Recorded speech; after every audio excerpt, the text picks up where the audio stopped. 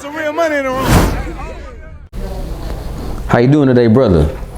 Hey, fine. How you doing? I'm okay, man. We're here on the Bob Report via Real Tune TV. And who do we have in front of the camera today? All right, in the streets, I'm known as GangBangin Blood, but my real name is Keith Wooden. So, man, let's get right into it, Evil.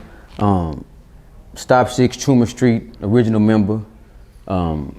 You grew up and survived one of the more dangerous eras in America and one of the more dangerous cities in America, which is Fort Worth, Texas. Why do you feel like you're still here, and how did you feel like you survived that era? You said like 90 things. All right, I feel like I survived because of God, first of all. And another thing, you know what I'm saying, I feel like when we was young, we had a small little group, you know what I'm saying? So we was more, I feel like what I would call loving, and we had more camaraderie than the Crips, you know what I'm saying? Because it was like so many Crips in comparison with our one street when it all began, you know what I'm saying, from day one. So when it began, initially it was more family oriented to stop certain people from coming into Fort Worth with other gangs, correct? Basically, if people really want to know, all right, the gang was formed to keep everybody else out of our community.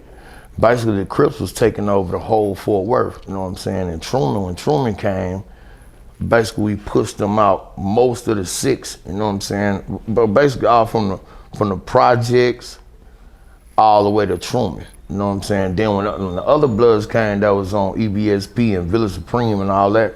So basically we pushed them out that whole section. You know, after 90, the end of 91, 92, 93, 94, by 94 it wasn't predominantly no Crips on that east side right there. You know what I'm saying? Until you get to Lil John and all that, you know what I'm saying? Then you're going back towards Poly. So basically, y'all pushed the Crips back to the south and the west, no more on the east. No, I can't say that. You know what I'm saying? Because there's some east side Crips. You gotta remember, Poly is east side Crips. Yes, sir. Castleman Street is east side Crips. Echo Heights is east side Crips. All of that is Crips. You know what I'm saying? It's just in the beginning. Like I said, if it go back to Truman was only one street, right? It was Crips in the projects. It was Crips every god, wherever I tell the truth, you know what I'm saying? I used to leave Truman and tell the people that smoke crack and all that, man, y'all, if you got on red, put on black, put on something neutral, so the Crips don't come over here and kill you. You know what I'm saying? That's just what it is, you know what I'm saying? But Truman Street basically started from, like I say, at our height, 25 people. Against the whole city of Crips? Against the whole city of Crips. Yeah, that was really what happened, yeah. And you still here? I'm still here. I'm still tied through it all. You know what I'm saying? From getting jumped on in juvenile by 50 Crips to going to jail. When you go to jail, when I went to jail, and they be like, what's your name?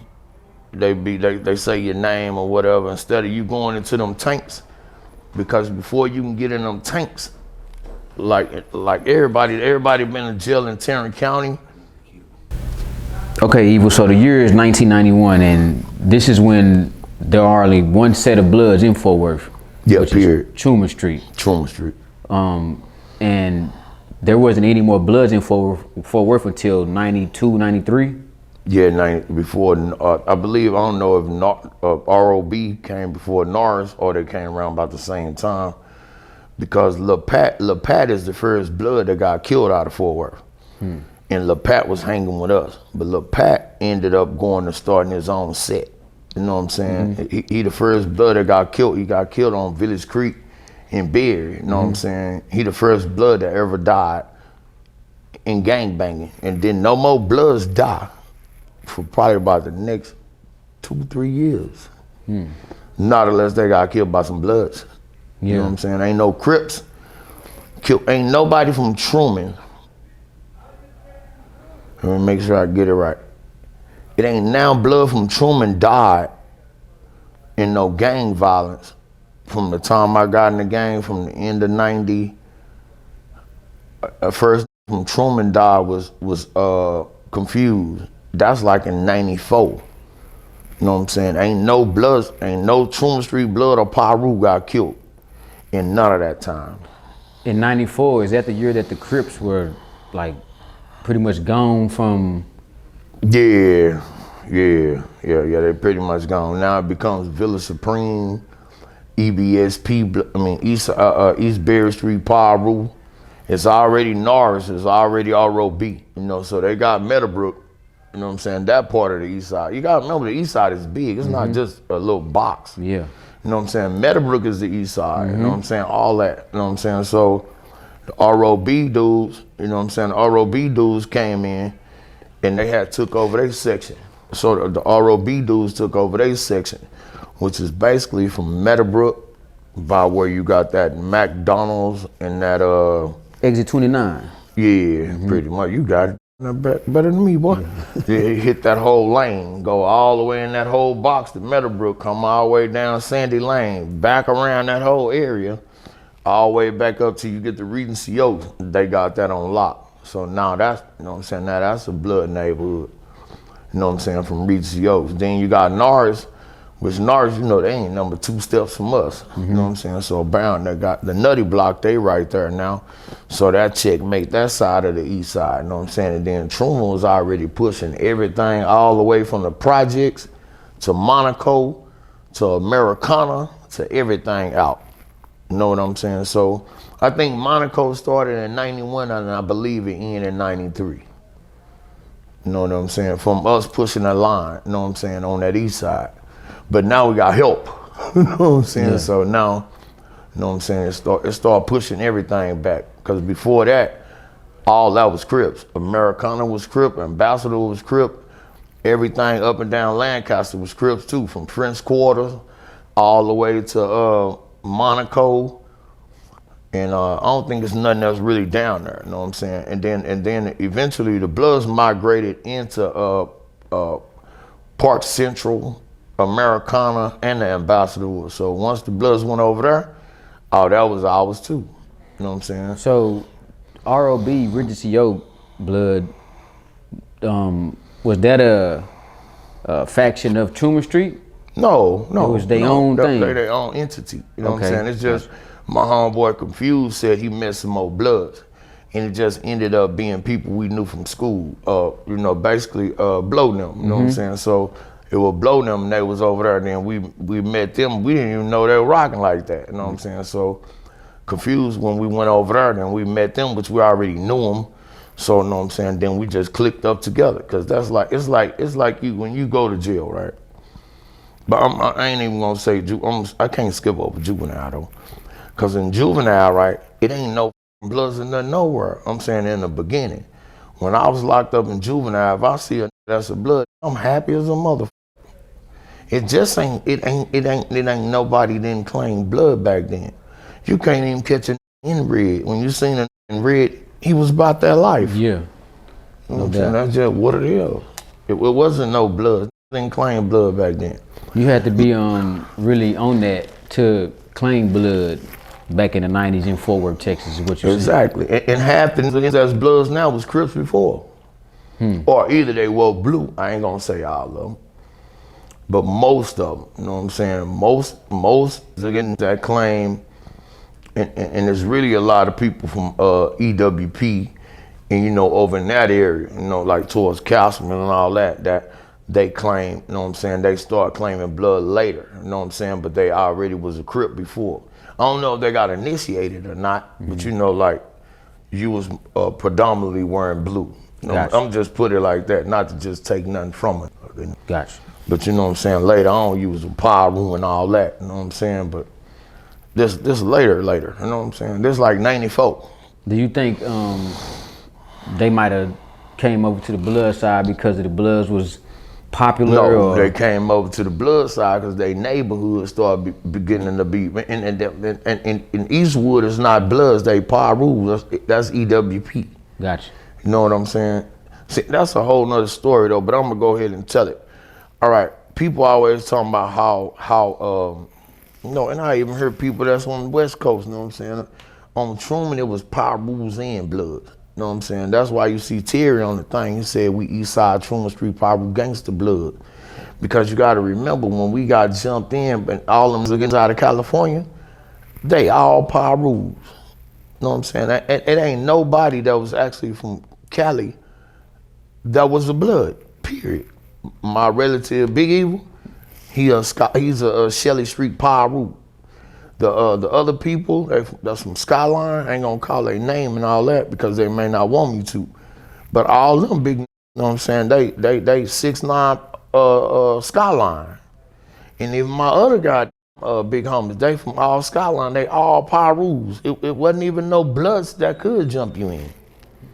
You know what I'm saying? It wasn't even no blood. It's just people didn't understand it was a difference. And then when they came into the knowledge of that, you know how it is. Yeah. No, I know. You know what I'm saying? So now all of a sudden, it's this and it's that. But you know what I'm saying? I've been knowing that. But the set is the set. Gotcha. It ain't no division. Truman is Truman.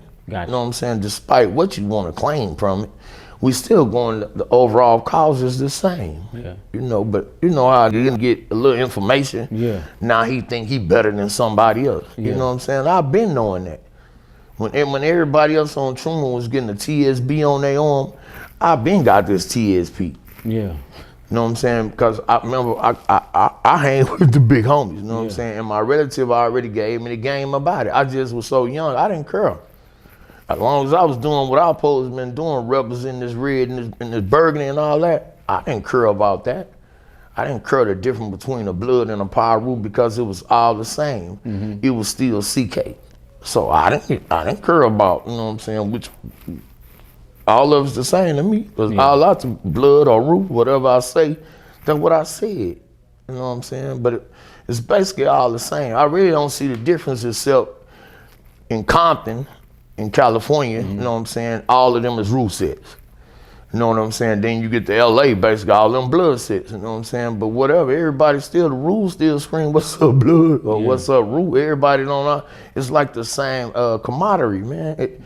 That didn't really matter, you know what I'm saying? Only thing about Fort Worth, when it came into the knowledge of that, they try to separate what was going on.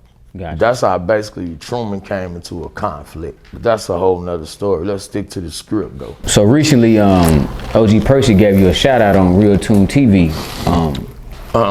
Speaking on the Lindsay unit. Yeah. That ain't the case. But I went to Lindsay, man, and the gangbanging was at an all-time low. As soon as I stepped on the block, man, niggas, you know, I noticed that, let me get these niggas. Shout out to my nigga Goofy. Shout out to Rat. Shout out to T Graves. Shout out to Little Evil. Shout out to Big Evil. Niggas that was over there when I was there, they could tell you I was putting that work. Shout out to Bubba Crip. Oh, I left that motherfucker 52-0. For all you niggas didn't know, I left that whole 52-0 from the shoulders, niggas. Fuck y'all talking about. Yeah, it was marked on my shoe. I was trying to get me another one before I left. They locked me down in solitary the day I got ready to go home. That's how I was rocking over there, niggas. Square business. Yeah, asked about me. I just named some bad motherfucking names. I said Little Evil, Big Evil. Yeah, asked them about me. Rocking. I said I left that bitch 53-0, nigga. Yeah, that part. And then, you know, I'm gonna tell you something. Niggas so petty, you know, you telling me, you was over there whooping, you know, the other kind. Y'all whooping my haters, the racists. I ain't even put a color on, I'm just whooping the racist ones. And Mexicans and niggas if they got out of line. Whatever came my way. I was fooling Wayne. I told y'all when I was in prison, I felt like I had to, I was already a fool in the street. You should have seen me in prison. Damn fool. Shit, you think you'll go to prison and slow down? Shit, not I. I thought prison was the place to turn the fuck up. You heard? Right. Backwards. That's why every time I got out, shit, I went right back. Cause I didn't learn the lesson. I didn't get it. I didn't see the rainbow in the sky. Did you soon? What was it like on the Lindsay unit for you? Oh, that's John or Lindsay, the first place I learned. Because when I got to Lindsay, I thought it was no place on the planet Earth for me and Crips. You know what I'm saying? I got to Lindsay. What do you mean by that, Evil? All that changed. It was racism. Yeah. It was, I didn't even know what a lightning bolt was. I ain't know nothing about a AB, AC. I heard of the Mexican Mafia and all that, you know what I'm saying? But I never seen it in the flesh. I never seen no Mexicans buying shoes and they giving them to her for cigarettes and all this type of stuff, you know what I'm saying? And that basically changed my mentality. You know what I'm saying? That changed my whole mentality. I guess I went back to being black. So when you got to Lindsay, the Crip and Blood, it didn't go out of the window, but you saw that it was more bigger things important, like black versus white. You got Mexicans over here, Latinos. So did you ever connect or conjoin with any Crips while you on Lindsay? No, it began basically from the time that I got there. When I came on the unit, and you know, you be in the orientation, y'all ain't got no deodorant. Y'all don't got nothing. It ain't like it ain't like the other state jails where they give you that little powder stuff. You know what I'm saying? The powder toothpaste and the little bitty toothbrush like that and the little thing and all that. See, it's a bunch of gates. You know what I'm saying? It's a bunch of gates. And a Crip, the first dude that gave me a cigarette that I knew from the South Side. You knew he was a Crip? Oh yeah, I know he was a guy. Yeah, I know he was a Crip. You know what I'm saying? But he the first gave me a gave me a cigarette on that unit. Mm-hmm. You know what I'm saying? But see, another thing, my little brother had been to the unit. And my little brother shorter than me, and there's a whole bunch of factors that probably added into that. He was there probably 2-3 years under me and all that. So gangbangers was probably at his height. You know what I'm saying? They probably like, oh, that's Lil Evil, or they wanted to whip his. I don't think racism or none of that couldn't have helped him. But it actually did though, because they was, just like Percy said, they was whooping white boys and all this and that. Mm-hmm. So it was kind of the same, but a little different. Mm-hmm. Because if somebody, just say I seen a Crip and I'd be like, man, nigga, you shot such and such and you know it's on. You know what I'm saying? And that can't never change, but it was like Lindsay changed us all. Did you ever find yourself in a race riot with working and fighting with Crips because y'all are the same skin color? I ain't gonna say it was a riot, but kind of. Okay, I'm gonna tell you what I did. When I came out that C building, off orientation, I was figuring it out. Man, I'm kind of short, and I think I'm probably like 30. I never even got locked up until I was like 2001. I was in my 33 years old. You know what I'm saying? So I get locked up when I'm like that age. So when I come on the thing, the man that had my little brother in SIG for the 18 months, he asked me, am I gonna be like my little brother? I was like, hell no, I ain't gonna be like my little brother. I said, man, I know half the Crips and that's around here. Because remember, they my age. Mm-hmm. And you know, gangbanging is dying down. It ain't 90. I'm saying it's kind of dying down. It ain't really like when I left from the free world, we was at each other's neck. Like everybody was still killing each other and still making Spencer rich. And by this time, Spencer dead. Yeah. You know what I'm saying? And his church still was going on, but he was dead by then too, from messing with boys and all that. You know what I'm saying? But anyway, so by the time I came out the orientation thing, I went I went to C3. I went to LC3. I went over there, and there was a white dude in there, right? The white dude was getting the cigarettes from the Mexicans. No, he was getting the cigarettes from the guard, right? But he was breaking bread with the Mexicans. Mm-hmm. You know what I'm saying? So me and my homeboy, we peeped it. So you know, I always tell you on steal, I take. Yeah. I stole them cigarettes and I stole them 4 things of tobacco out his shoe because I didn't tell him I took it out. So that's stealing, right? Yeah. So I stole the 4 packs of squares and I stole the 4 things of dip, and I went and divided it between the Bloods and the Crips. You know what I'm saying? You know, now my mind, I'm thinking, I'm like, how they gonna keep on? See, the only thing controlling it is the cigarettes and the tobacco thing. You know what I'm saying? But once we had it, see, it was kind of over with. But that was just the first move. When he lost the shipment, they sent the two Mexicans in there to whoop the white boy. The first day he didn't bow out. I said, I'll help you. I'll help you.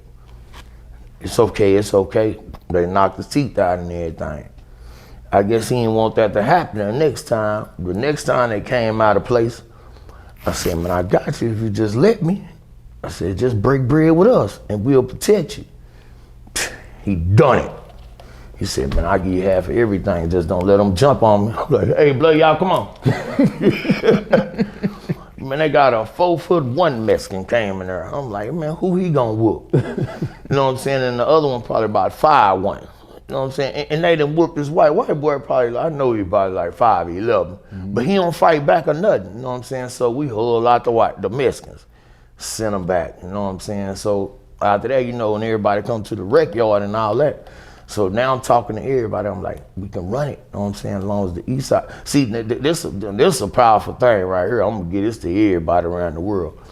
The south side and the south side Crips and the east side Bloods and Pyrus. Oh, it's over after that. Once them south side got with them east side, it was over. Yeah. You know what I'm saying? And once the white boy said he gonna comply, we took it all over. Cause I ain't seen no Mexicans whooping no man. I ain't never saw it. Even if the black dude 4'11" too, I ain't seen a white boy fight hard in the motherfucker. But I ain't never seen no Mexican fight that hard, man. Unless he must have been a boxer or something. But on Lindsay, they couldn't fight. When I was on C building when I first got there, you know what I'm saying? And I started hearing about the lightning bolts and the AB and AC and the Mexican mafia and all this and that. Next thing you know, it's a code on the unit.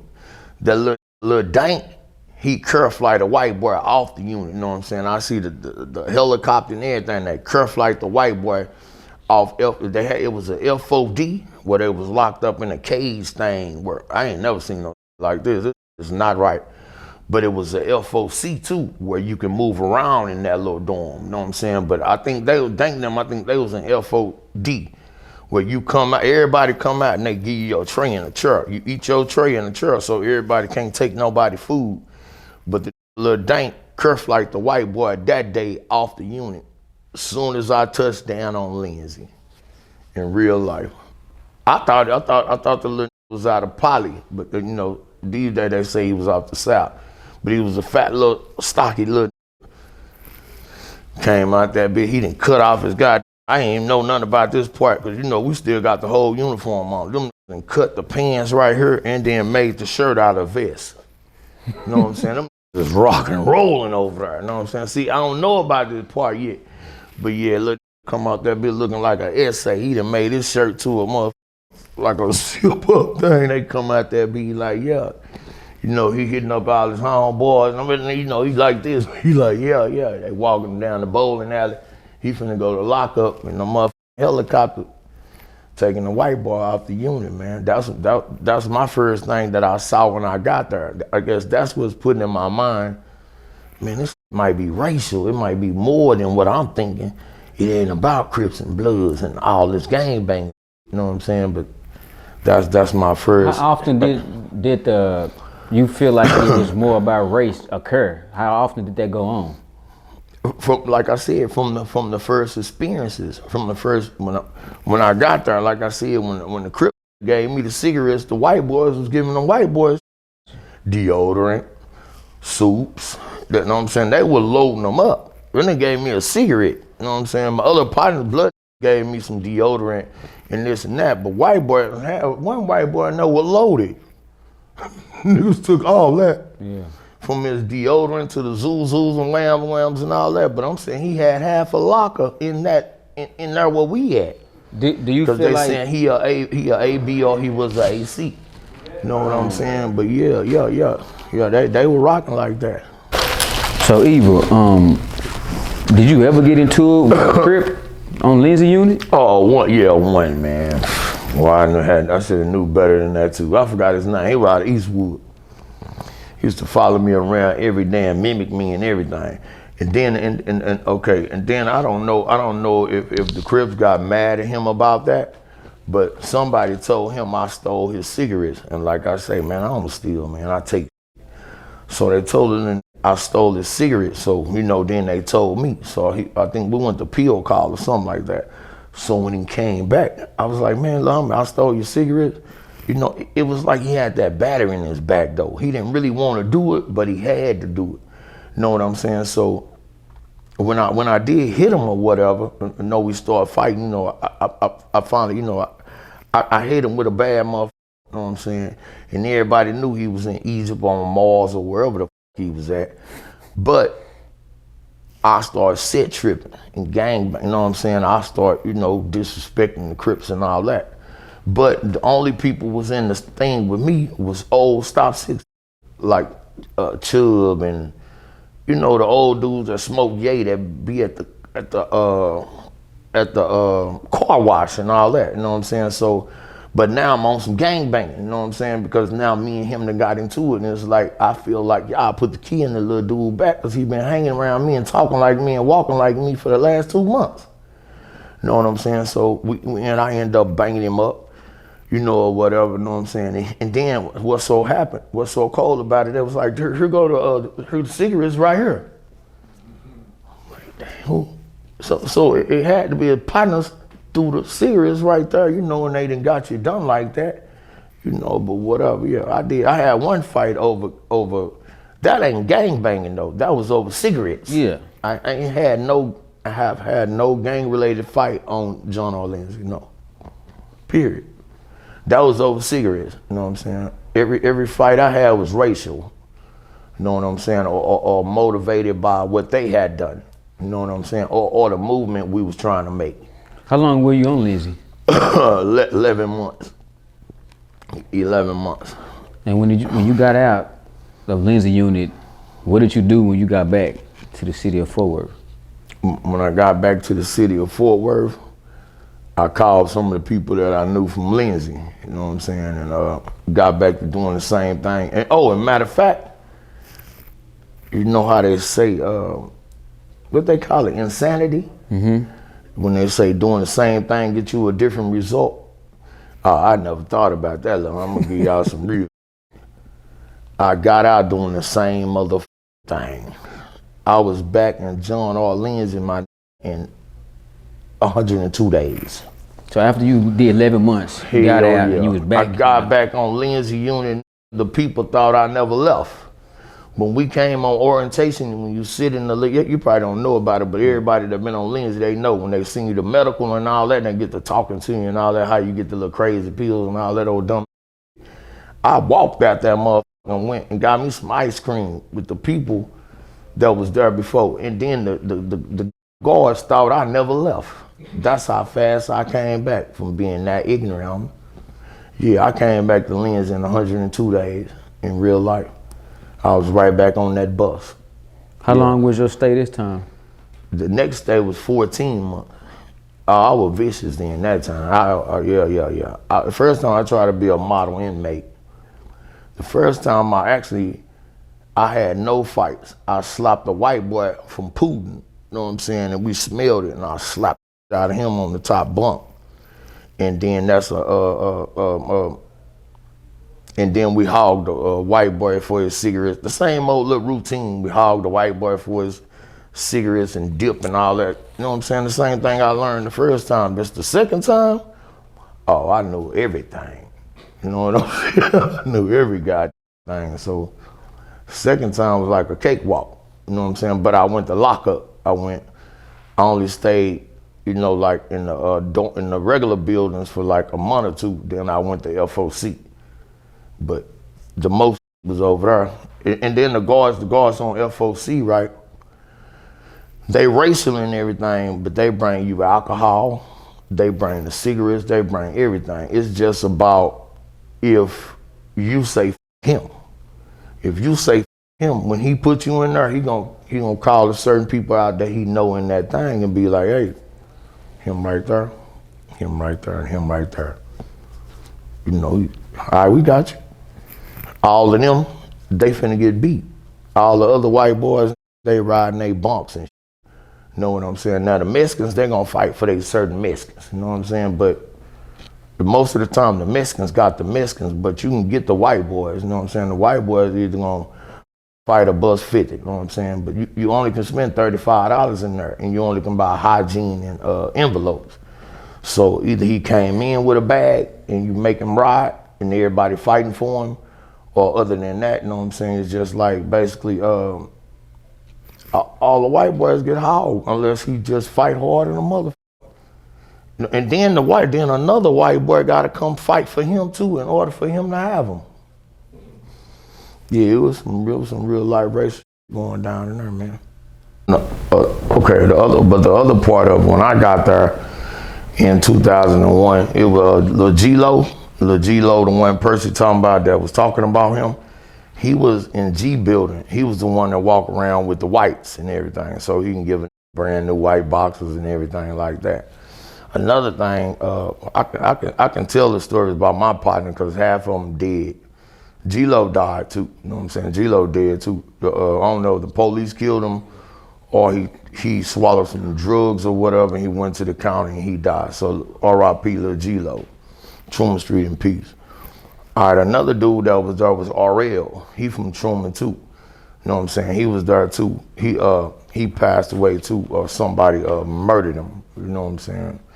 That's not for me to speak on, you know what I'm saying? But another thing, my homeboy Wagnock was there too. You know what I'm saying? He was there. You know what I'm saying? I had a lot of more ammunition than my little brother though. You know what I'm saying? Plus I'm a whole different person. I had Wagnock, he was there, you know what I'm saying? And Big Rudolph out of off Debbie Street, he was there too. You know what I'm saying?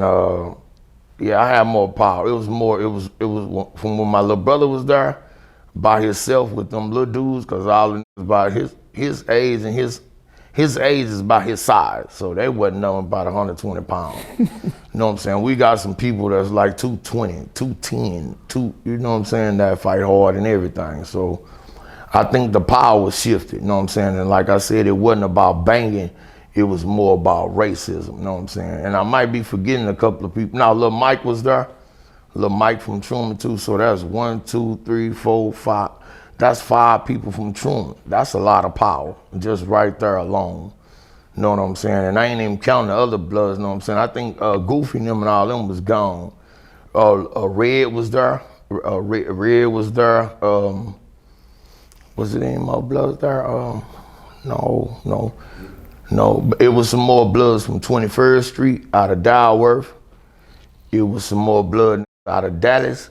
I'll say on that unit, if it was about 200 Crips, it at least was 19 or 20 Bloods and Pirus. So that's a good thing, you know what I'm saying? But like I said, it wasn't banging, it was racial, you know what I'm saying? So basically we won that, you know what I'm saying? Because it was like the South Side and the East Side was together. And like I said, before I came there, I thought it was no place on planet Earth for me and Crips. But when I left there, I was calling the Crip when I got out of jail to holler at him. You know what I'm saying? So Lindsay taught me that gangbanging ain't all that, you know what I'm saying? Now I'm like 46, so I know a whole lot more, but that's a whole nother story. But John R. Lindsay was a racist motherfucking unit. And Percy and all them paid away, you know what I'm saying? Because them was already whooping them white boys before I got there. I just continued it. And my little brother and them, so that's just what happened. So, the Murder Worth documentary, the story of how gangs came to Texas, more so Fort Worth. Why did you agree to participate in that? That's a whole story though, but the real reason I participated in it because I didn't want my little homies to kill each other. You know what I'm saying? And that's why, you know what came about, the little thing at the church and all that with CJ and the little NCGs and the Bugattis and all that, you know what I'm saying? And like I say, right now, despite what they saying, what they do or rap about, ain't none of them dead and ain't now one of them killed each other. That's a fact. You know what I'm saying? But the reason why I got into it was to help my little homies out, because it's like they going against the grain When we was young, it was like it was a whole rule. When I was young, bloods can't kill each other. Which, first of all, how the you gonna kill some bloods when it's got 300 Crips to each one blood? You know what I'm saying? So that don't really happen when I was little. Like I said, we was all together, you know what I'm saying? Despite where you was from or what hood you was from and all this and that, you know, as time went on though, you know, when it got more and more and more, you know what I'm saying? Then it came some little conflicts. But I never really seen no blood slaughter no blood. I ain't never seen a blood kill a blood. Not really. No, I can't think of now that like gunned him down. You know, they might have a conflict and shot at each other, but I never seen no blood, like gun no blood down like right then and there, you know, like that. So yeah, that's why I got into the Murder Word documentary, because I felt like actually if we would have met J-Dub by the time we was doing that, we could have saved his life. Yes, sir. You know what I'm saying? But at the end of the day, allegedly, right, his little partner killed him, right? Yes, sir. So yeah, we probably could have saved him. That's why I got into it, you know. Gotcha. So you've been through Lindsay, you've been through gang banging at a high level. So now you've changed your life. Yeah. You feed the homeless every weekend. You have a popular barbecue pit. You help out single parent mothers that need assistance. You do a various amount of things. You've told me things that I need to hear. That's an accomplishment for somebody like you. So how do you feel you got to that point to where now you can kick the game that need to save the youth? It always come back to the same thing with me. I feel like I say, like Cobra Venom. I used to be the Venom. I was turning up the hood, messing up the hood, and doing everything to people, you know what I'm saying? And like how, you know, they extract the venom and make the anti-venom or the antidote. I feel like we are the antidote, because we the ones that was doing it and all that. You know what I'm saying? We the ones that gang people, basically the real Crips and the real Bloods and Power Rules or whatever, we the ones destroyed Fort Worth and made what it is today. You know what I'm saying? But it's like any other gang, you know, it branches off into cliques and, you know, all these other things. But back to what you said, the real people, we are the antidote, because the same way they listen to us when they want to join the gang and all that, we can tell them what they need to know now to go do something different. And I ain't gonna tell nobody you need to get no job, man. You ain't gotta get no job. You just gotta do whatever it needs to take care of your family. Overall, you need to be an entrepreneur. You know what I'm saying? Because God gave black people the gift, you know what I'm saying? And I ain't being racial or nothing like that, but I feel like black people are the goddesses and we the kings of the earth, you know what I'm saying? We are gods, you know what I'm saying, in our own flesh. So we can manifest anything you want to be. You know what I'm saying? We just forgot about it. You know what I'm saying? When you was little and you said, this is what I want to be. That's like when I was in school, I remember I said, I want to be a doctor. I want to be a lawyer. But then I put all my energy into being the greatest gang member I could be. And I got a great name in gang banging. You know what I'm saying? The only So you thing feel like about whatever you it, put your mind to, you could have did it. yeah, I really could have. I really could have. But like I say, it's just reality. You know, I you know, like sometime it'd be a little man over here saying, he whisper and say, don't do that. And it'd be this devil over here saying, do it. And you go do that. Whichever one you feed the most, that's who you gonna be. But back in the game, it was like I know it's a lot of old that they felt like they was kings back when it was gang banging. You know what I'm saying? Like we was gang banging. When I walk around, everybody in the room gonna move with me. When I come outside, everybody gonna say, there go that's that. But now these days, when everybody be snitching and doing all the other things, you don't feel that energy no more, because certain people don't need you to be with them no more, because they don't need no gun. They don't gotta have no gun. All they gotta do is have some money. You know what I'm saying? See, money make a big homies now. Back then, gangsters made, you know, the world go round. You know what I'm saying? And now I know it's a lot of people feel left out. You know what I'm saying? I even used to feel like that a little bit. But I know I'm greater on the inside. So I started doing something different. I started helping the youth. I started giving back to the hood. I started doing things to make myself feel better, like trying to change the things that I had done to my hood and changing what I did in my hood, you know what I'm saying? So I don't feel like them other dudes. Yeah. You know what I'm saying? And I don't need, Big Homie don't get me paid. OG don't get me paid. Yeah. You know what I'm saying? My job get me paid by helping y'all, you know what I'm saying? So I'm glad God blessed me to have a job to help the youth, you know what I'm saying? Do what I did.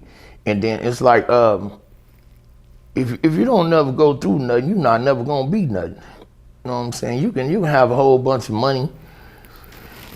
You can be a whole lot of things, and people can lie to you all day because you got that money. You know what I'm saying? But at the end of the day, you still ain't in that cell. You know what I'm saying? You still gotta go in that cell. You still gonna get beat up. You still gonna get punked.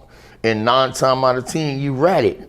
So you really gonna have a hard time in the penitentiary because you wasn't never no gangster. Yeah. You know what I'm saying? It's like people these days, persona of a gangster is a dude that got some money and this and that and this and that.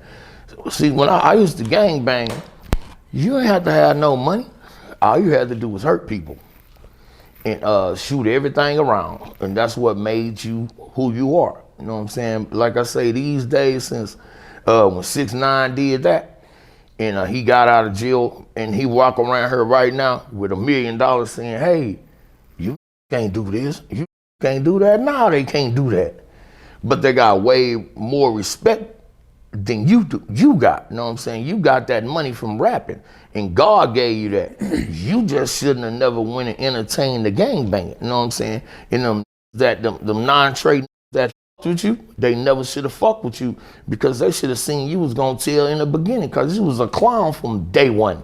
You know what I'm saying? That's all I can say about that. But as far as me, I changed my life, man. I live for my kids. You know what I'm saying? I do things for my kids and all that.